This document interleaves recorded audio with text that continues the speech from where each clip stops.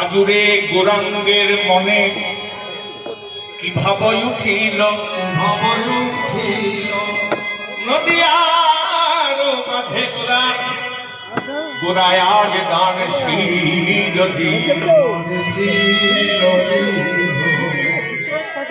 কত সুন্দর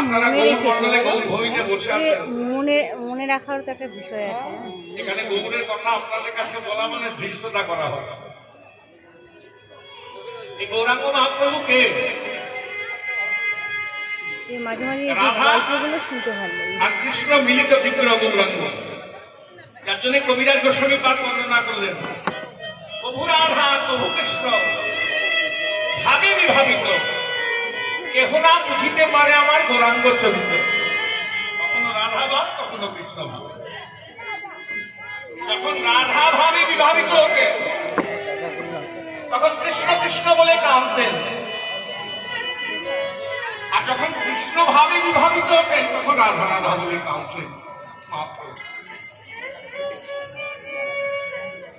এই রাধা কৃষ্ণ মিলিত বিগ্রহ গৌর কেন?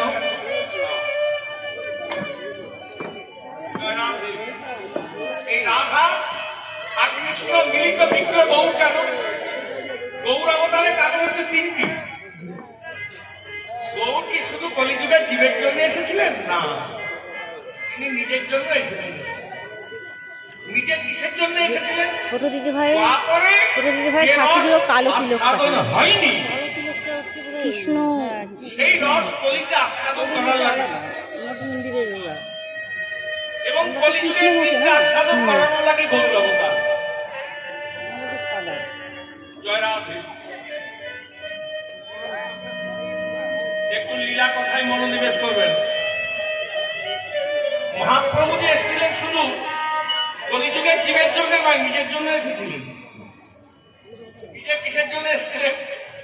তারপরে যে রস আস্বাদন হয়নি সেই রস কলিতে আস্বাদন করানো লাগে এবং আস্বাদন করার লাগে এবং কলিযুগের জীবকে আস্বাদন করানো লাগে গৌর অবতার।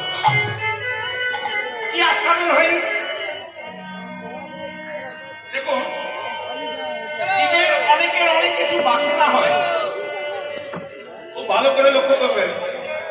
জীবের অনেকের অনেক কিছু বাসনা হয়, সবটা পূর্ণ হয়, কারো পূর্ণ হয়, কারো অপূর্ণ থাকে। কিন্তু ভগবানের যে বাসনা হয় এ কোনোদিন অপূর্ণ থাকে না, পূর্ণ হবে। তাহলে আজকে ভগবানের বাসনা হলো কি জানেন? দোয়া করে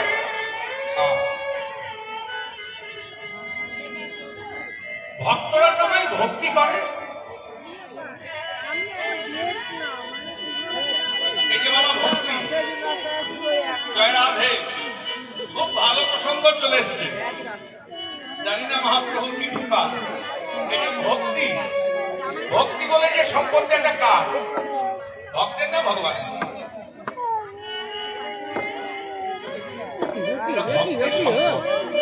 কি হচ্ছে?